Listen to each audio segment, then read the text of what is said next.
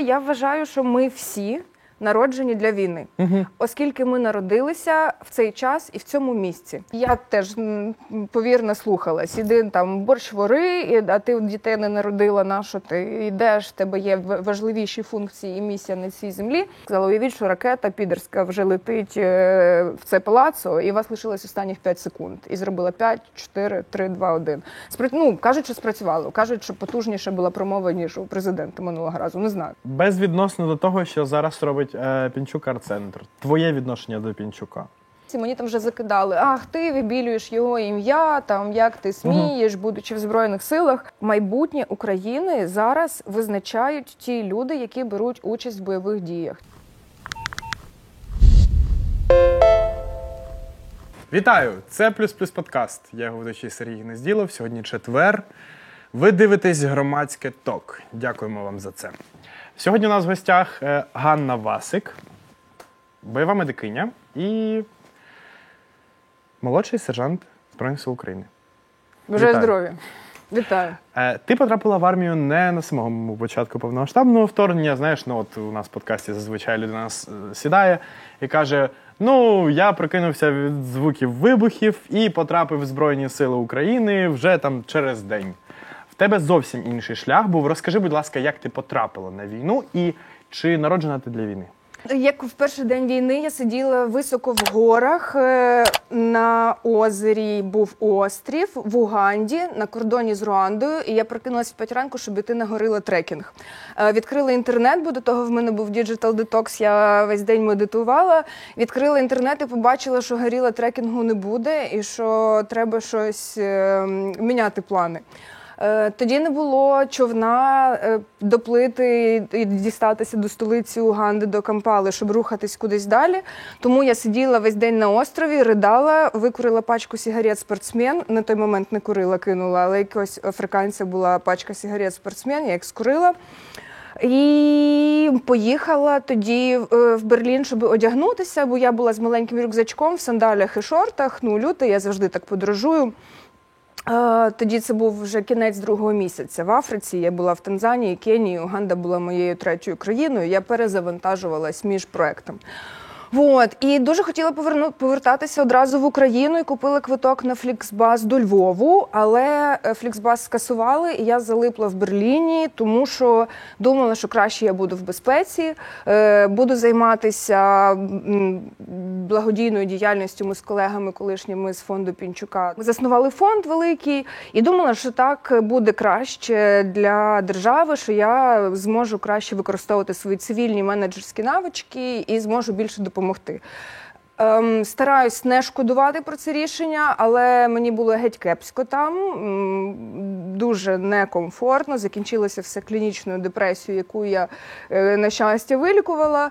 І я повернулася в Україну наприкінці осені 22-го року. І часто про це розповідаю, що тоді в медіа було дуже багато таких погроз про повторний напад на Київ, про ескалацію. І я подумала, що треба підготуватись, і пішла там на одні курси з такмеду, на другі курси, купила гвинтівку, вчилася стріляти і таке інше. І я завжди ржу, що не чулася, як вже з-під Вербового витягувала поранених штурмовиків у складі десантно-штурмового полку. Тобто, отакий був, якщо в 2 словах, мій шлях до Збройних сил. Напевно, така головна моя була мотивація, що просто я пройшла дуже багато курсів, накупила багато книжок, і в якийсь момент зрозуміла, що я знаю забагато для того, щоб сидіти в тилу. Що, я не маю права сидіти там з усіма цими знаннями, бо моя допомога потрібна на фронті. Страшно було дуже приймати це рішення, в першу чергу, через втрату свободи. Тому що я думаю, що ми про це сьогодні ще поговоримо, що це такий суттєвий недолік в цілому системи армійської зараз, що залетіти туди дуже легко. А от вилетіти – задачка з зірочкою.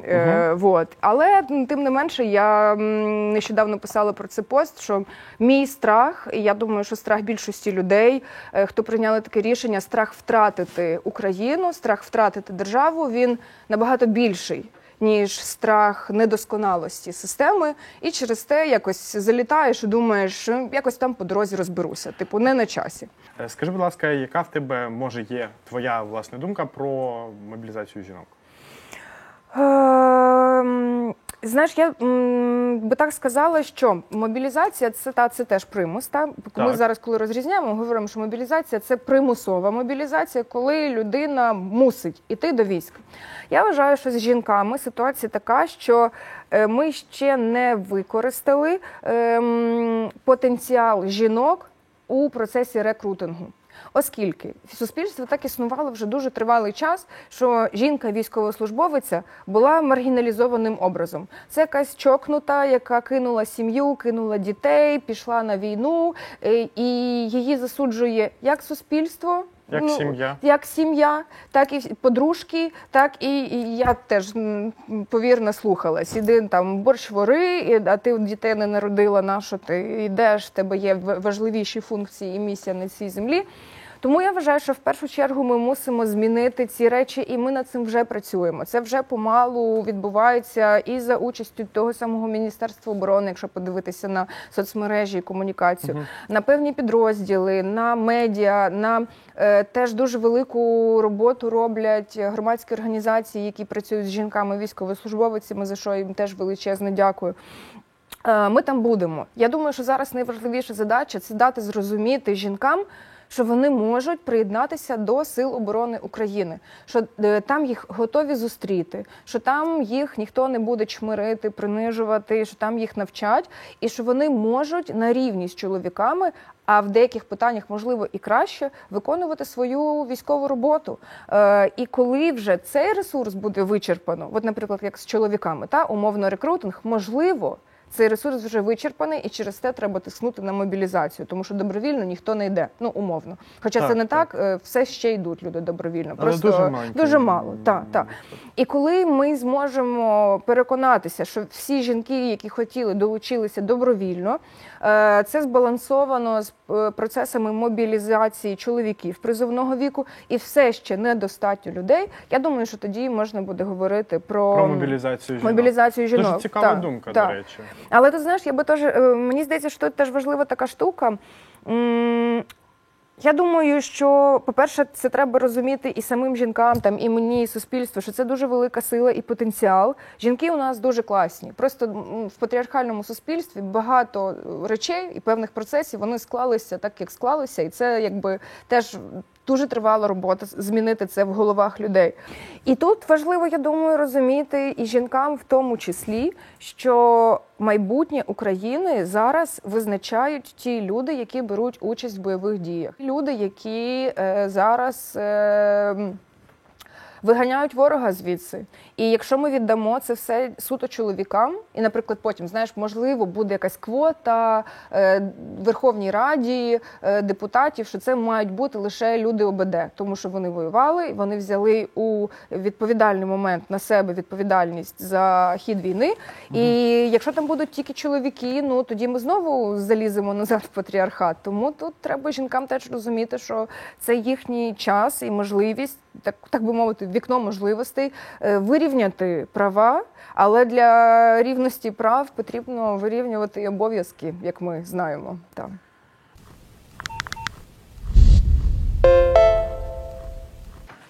Друзі, Плюс-Плюс подкаст збирає на FPV-дрон для 56-ї бригади, бійцем якої я є. Не забувай, що маленьких донатів не буває. Дякую.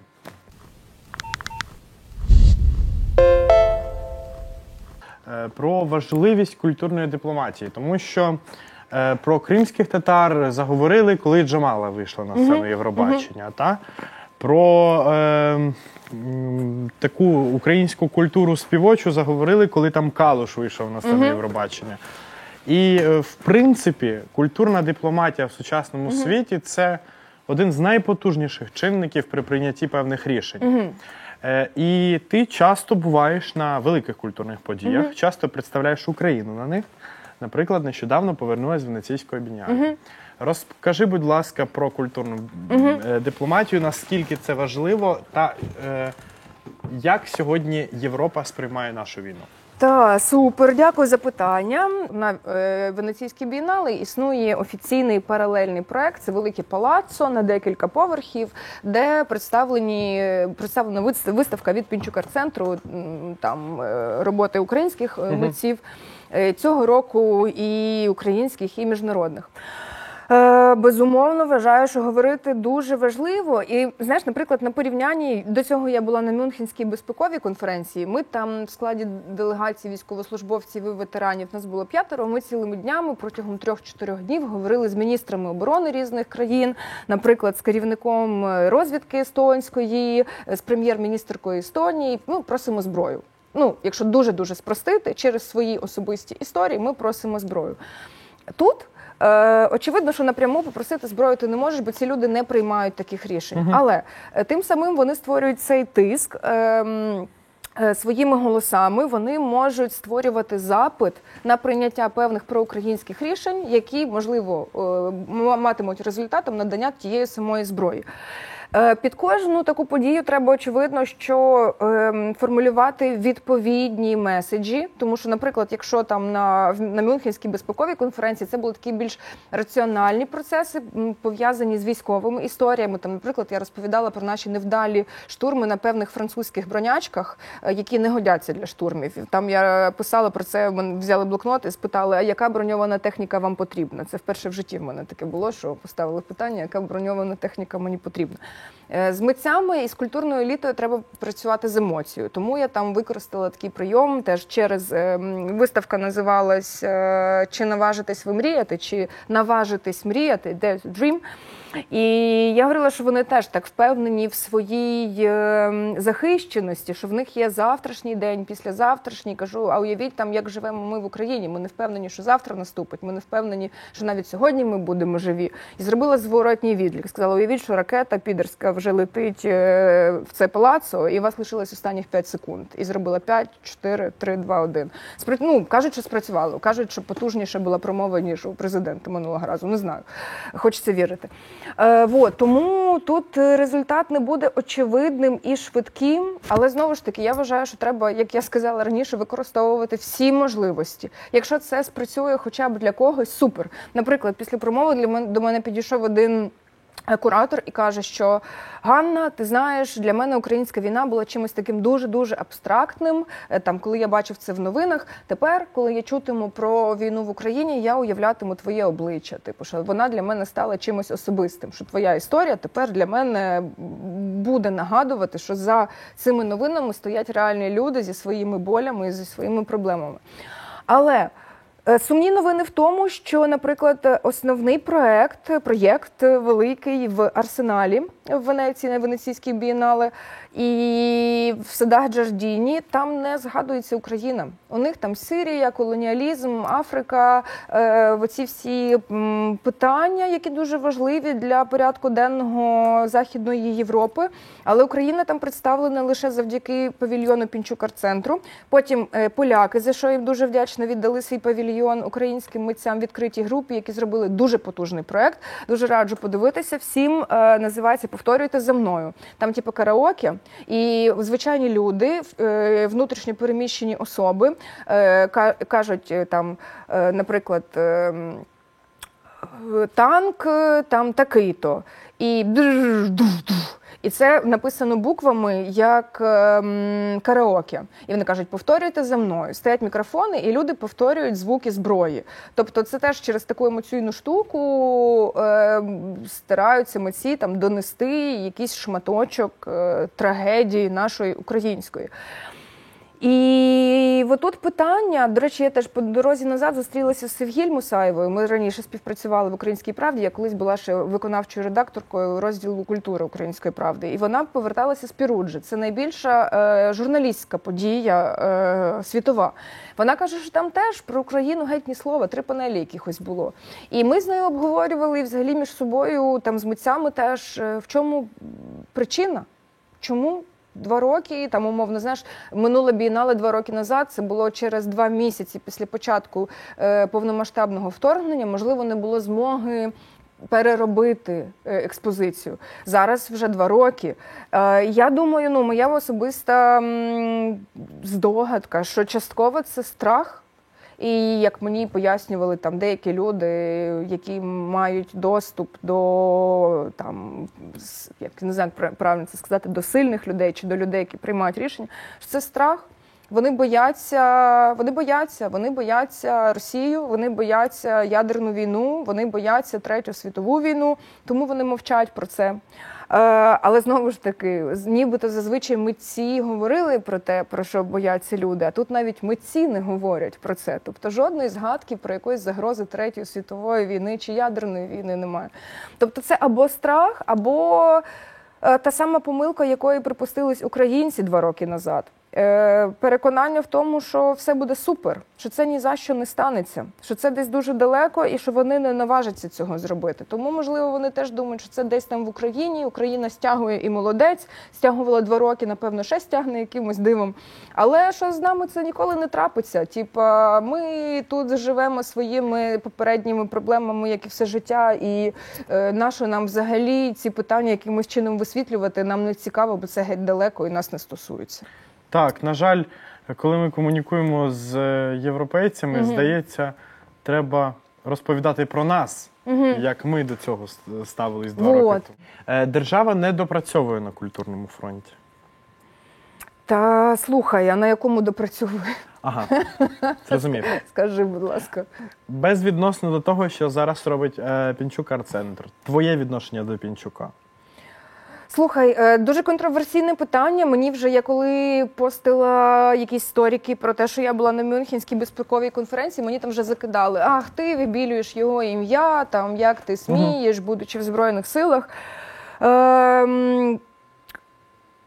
Звісно, що просто говорити тим людям, які сидять на дивані, нічого не роблять. Я можу говорити, знаєш, суто з того, що я спостерігаю і те, що я бачу. Там в 90-х я поруч не була, умовно, свічку не тримала. Але я бачу, що робиться навіть зараз протягом Великої війни. Там, і коли, я просто не знаю, чи я можу зараз це озвучити, в перші дні війни Великої, в перший тиждень навіть, ми на мільйони гривень купили тактичної медицини. Це ніде не афішувалося. Потім та сама Ялтинська європейська стратегія, де говорилося суто про Україну цілий день, куди приїхали всі великі політики, decision-makers з усього світу. Та сама Мюнхенська безпекова конференція, куди поїхала, це і все ініціатива Пінчука повести туди військовослужбовців, щоб ми говорили і просили зброю. Величезний павільйон окремий. Це, не будемо говорити про гроші, тому що, зрозуміло, про гроші ми говорити не будемо. Безвідносно до всього. Тому я відокремлюючи те, що він робить зараз, це ж не скасовує того, що було в 90-х. Слухай, а я от просто, для мене це цілісна штука. Що я бачу те, що відбувається зараз, і якщо, наприклад, не робив би це він, я не бачу, хто ще подібні речі робить в Україні. Хто ще робить подібні речі в Україні. Я зрозумів твою позицію. І це, знаєш, не просто там підтримка грошима, щось купити, а це саме про створення якихось безпрецедентних таких подій, де ми артикулюємо і загострюємо українське питання і зіштовхуємо лобами там західноєвропейський світ, американський світ з українським світом. Тому... Наприклад, коли мені тоді закидали, і я відповідала, що коли ми говорили з цими політиками в Мюнхені, його не було в кімнаті. Тобто не було там прописаної шпаргалки, що ми маємо говорити. Ми говоримо те, що ми вважаємо за потрібне. І це знову ж таки, це в моєму розумінні відноситься до того, що зараз такі часи, що всі інструменти важливі. І якщо за допомогою цього я маю можливість говорити до таких аудиторій чи просити те, що потрібно зараз Україні у західноєвропейських і американських політиків, я буду використовувати цю можливість. Супер. Дякую тобі за відповідь на це питання. Я хотів би просто, щоб воно було проартикульоване, тому що в мене є моє відношення до Пінчука, безвідносно до того, що робить Пінчук Арт-центр. Чудові проєкти, але походження коштів, як на мене, це теж дуже важливе питання. Друзі, команда «Плюс Плюс» подкасту разом з командою «Громадське» робить для вас цікавий та якісний контент. Не забувай підписатись на наш новий канал «Громадський ток» і поширити це відео у своїх соціальних мережах. Дякую.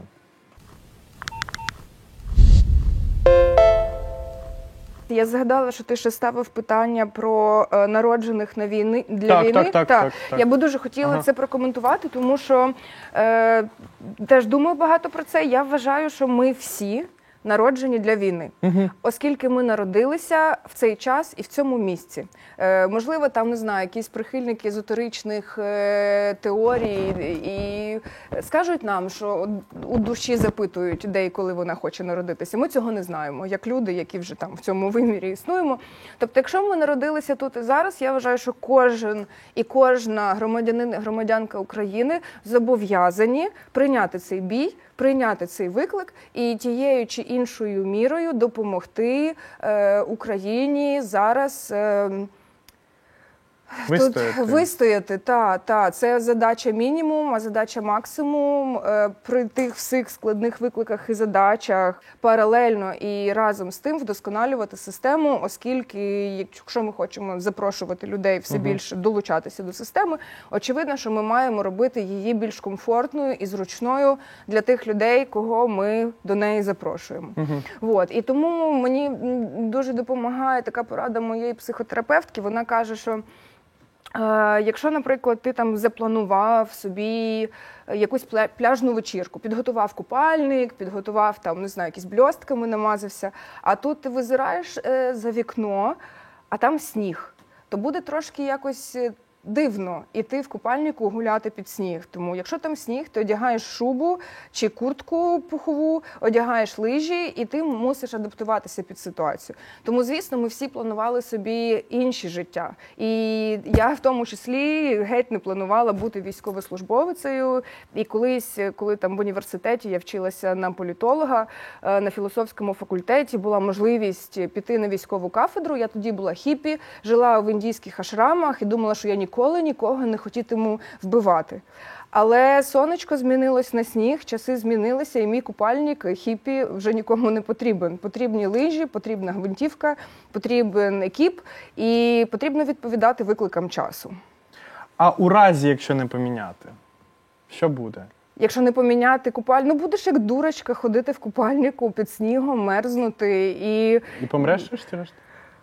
Я думаю, що якщо ти там не навчений якимось навичкам виживання, то від переохолодження, я думаю, що помреш рано чи пізно. Так. Можна старатися там себе якось надурити. І дуже просто, розумієш, штука в тому, що я про це, до речі, говорила на відкритті Венеційської бієнале, нас, людей, не тільки військових, а й цивільних, дуже лякає невизначеність. І ми дуже стараємося щось спланувати, передбачити. І цим отримуємо ілюзію контролю над нашим життям. І коли щось іде не так, ми в істериці б'ємося, що «О, мамочки, все посипалося, я планувала інакше». Але це інфантильна, дитяча позиція. Ти планував будь-що на світі, але світ тебе не завжди запитує, що ти планував. І в цьому і є певна дорослість і відповідальність переорієнтуватися і налаштувати, перепланувати абсолютно. Так. Що нам треба зробити для того, щоб комфортна була ця система і щоб вона все ж таки була зрозуміла, тому що все ж таки люди хочуть цієї зрозумілості, так? Скільки часу вони будуть знаходитись у війську? Як це забезпечити? Твоє бачення цього? Так, супер, дуже важливе питання, дуже багато про це думаю, тому що я нещодавно їздила на відкриття центрів рекрутингу в Харкові разом з уповноваженим Міністерства оборони з питань рекрутингу, і в тому числі навчала рекрутерок, працівниць ЦНАПів, яким чином працювати з жінками, яким чином з ними спілкуватися, там, в чому специфіка роботи і таке інше. І я думаю про це дуже багато, тому що це такий, знаєш, парадокс. Ми вже на другому плюс році Великої війни повномасштабного вторгнення все, що хочемо, щоб люди долучалися до війська добровільно. Це очевидно. Тому що доброволець, доброволиця набагато кращий боєць, аніж обіцяний, переляканий мобік, якого силою затягнули, який трясеться і не знає, що з цим робити, геть нічого не вміє. І я особисто там не хотіла би опинитися в четвірці чи в шестірці з такою людиною і йти разом з такою людиною в бій. Але разом з тим, Дуже складно переконати людину добровільно вступити до лав Збройних сил або до будь-якого іншого роду військ в силах оборони України. Нехай навіть опустимо зараз страх смерті. Це теж дуже, згідно опитувань соціологічних, дуже великий такий стоп. Люди бояться помирати, це нормально. Ми не хочемо помирати, ми хочемо жити. Люди бояться каліцтв, люди бояться полону, поранень. Це зрозумілі речі, і їх треба і можна пропрацьовувати. Але є ще інша річ. Є страх оцієї несвободи, що ти попадаєш в рабство. Ти не можеш ніяким чином впливати на свою долю з моменту отримання військового квитка. Ти не можеш ні перевестися, ти не можеш так легко демобілізуватися.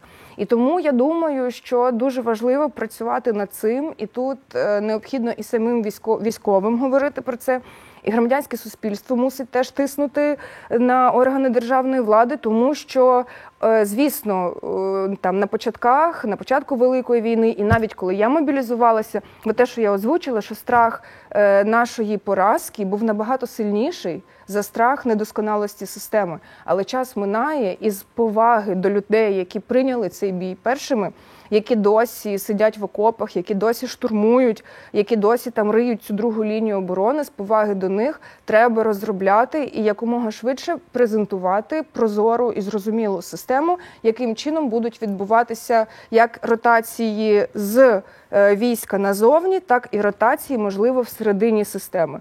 Я теж багато про це думаю і вважаю, що це необхідно, тому що зараз вже в лавах Збройних сил є дуже багато класних фахівців і спеціалісток, айтівців, бухгалтерок, юристів, які спочатку взяли зброю до рук і пішли воювати в піхоту, в штурмовики і таке інше. Але зараз для системних змін ці спеціалісти потрібні і на тилових посадах. Ми їх тиловими називаємо, тому що немає такого поняття, як тилова посада. Там є основні підрозділи, є підрозділи забезпечення. І тому було б, я думаю, дуже класно якимось чином дозволити людям відпочити, навіть якщо не демобілізувавшись, то хоча б десь на більш спокійній посаді, там, де вони б могли застосувати свій цивільний досвід і свої цивільні навички. Поки в них після 5-ї контузії мозок вже не став непридатний до будь-якої роботи. Справа в тому, що ми маємо розуміти, що у нас навіть дуже важких 300-х повертають у стрій. І люди абсолютно, вони не те, що демотивовані, вони вигорівші. Є таке. Цих людей неможливо відновити, бо вони розуміють, що в них 3 роки росте, 2 дитини росте.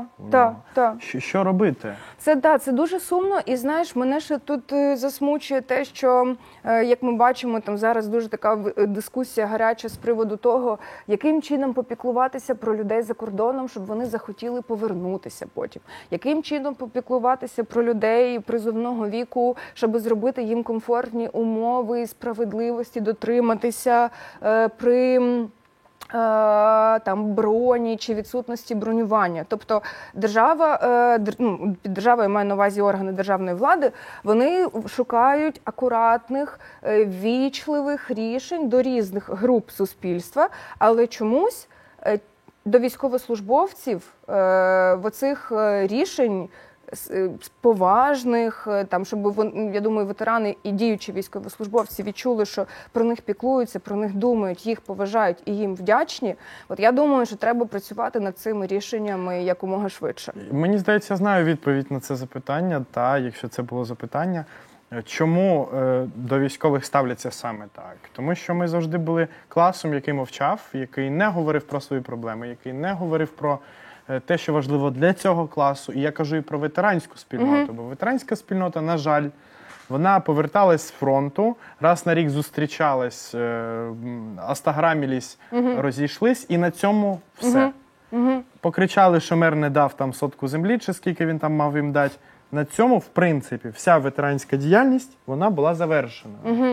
І для того, щоб сьогодні говорити про вирішення проблематики військового питання і особливо демобілізаційного питання, В першу чергу, звісно ж, мають про це говорити військові. От Кричати. Так. От ми говоримо, кричимо, використовуючи цей майданчик в тому числі. Але я тут просто теж завжди, знаєш, наполягаю на тому, взагалі протягом свого життя, і зараз, будучи військовою, в тому числі і навіть в першу чергу, ми маємо таку армію, яку маємо. Ми маємо таку державу, яку маємо. Так.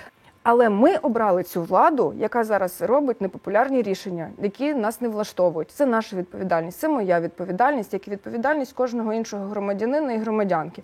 І зараз, коли люди кричать, що влада нам там щось не дає, влада там щось.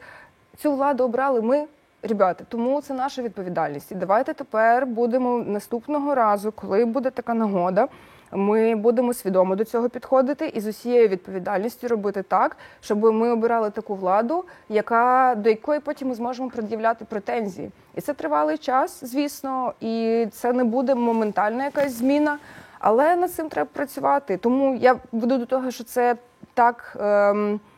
Так влаштований світ. Так влаштований світ, і це є проблема, яку потрібно вирішувати. Просто я завжди пропагую solution-oriented ще з бізнесу. Ми маємо шукати рішення, яким чином вплинути на ситуацію, а не просто сидіти там, пиздіти в соцмережах, чи будь-де, чи навіть тут ми з тобою. Треба щось робити. У нас завжди суспільство ділилось на дві частини певних. Та не тільки у нас, напевно. Ну, напевно, так. Але будемо брати наш приклад. Була частина суспільства, яка вийшла на Майдан, і була частина така антагоніст Майдану. У нас були люди, які формували громадянське суспільство, які ним були. І у нас були абсолютно пасивні, імбецильні створіння, яким нічого ніколи не було цікаво, які собі там жили своє нікчемне життя і продовжують по факту його жити, вимагаючи чогось від держави. Це стосується і питання демобілізації, і інших питань. Тому що хтось тягне щось на себе і нічого не робить для цього. Хтось жертвує життям, здоров'ям і всім іншим і не отримує нічого. Погоджуюся з тобою. Знаєш, тут виходить, що оскільки оця, давай називаємо, я назву, щоб далі там висловлюватись, більшість і меншість, пасивна більшість і проактивна меншість. Оця меншість, вона зазвичай більш свідома, і тому вона і бере на себе відповідальність. От як я сказала, це моя відповідальність, що влада там, чи у нас зараз ситуація така. Більшість зазвичай, вона цю відповідальність себе скидає, це винен завжди хтось, а тільки не я. Так чи інакше, Україна дуже велика територіально і кількісно, у нас, звісно, вже набагато менше, там, чи не вдвічі, але все одно це дуже велика кількість людей. Це завжди тягне за собою певні труднощі. Більшою країною, територіями і людьми важче управляти. Так. Разом з тим, інших людей в нас немає. Нам ці люди потрібні для того, щоб рухати економіку ту саму, ми завжди про це говоримо, щоб так чи інакше, вони, як мінімум, на них впливає пропаганда, і вони потім так само обирають не тих людей, які корисні, скажімо так, для інтересів нашої держави. Окей. Тому з ними треба працювати. Я теж завжди про це говорю і пишу, знаєш, оце є така фраза, якщо треба пояснювати, то не треба пояснювати. Не погоджусь. Треба пояснювати. Це наша робота, моя, твоя, цього подкасту, всіх інших людей, які мислять. Було б супер, якби не тільки військових, бо у військових дуже багато роботи. І зараз, я маю трішки часу в тилу, але я вже скоро повертатимуся знову на сектор. І в мене, хоча все одно я знаходжу якийсь час на секторі писати хоча б на своїй сторінці якісь ідеї. Звісно, я думаю, що вони розлітаються в бульбашці і навряд чи вони сильно доходять до цієї пасивної більшості. Так. Але треба думати і шукати якісь механізми, яким чином працювати з цією більшістю. Це просто задача стратегічна. Добре, але ж ми маємо державу. Держава – це інструмент примусу. Держава – це по факту єдиний такий організм, який може використовувати примус. Це, так би мовити, як сказав один з великих, у держави монополія на примус. І більше ніхто не може мати цю монополію.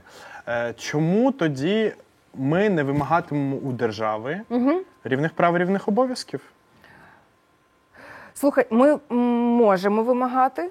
Питання в ефективності. Якщо ми будемо вимагати і ми впевнені, що ми отримаємо те, що ми вимагаємо, у нас зараз часу не сильно багато є, правда? Разом з тим нам треба свіжі люди в армію для того, щоб трошечки дати перепочити тим людям, які там. Тобто є певні рішення, які вже необхідні, вони дуже горять, вже потрібно щось робити.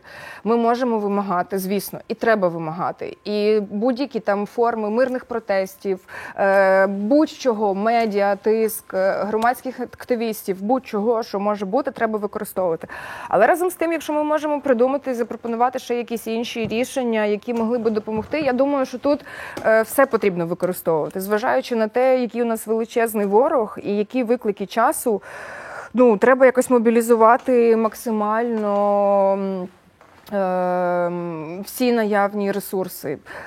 Я розумію, що це звучить крейзі, це дуже складно. У нас занадто багато задач і занадто мало людей, які б хочуть і готові вирішувати ці задачі. Але що робити?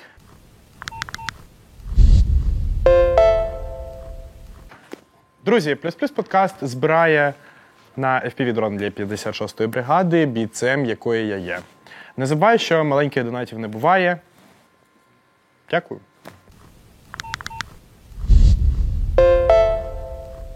Останнє питання, яке я хочу тобі задати. Ти останнім часом в останніх своїх інтерв'ю багато говориш про ПТСР. У тебе діагностували ПТСР. Так.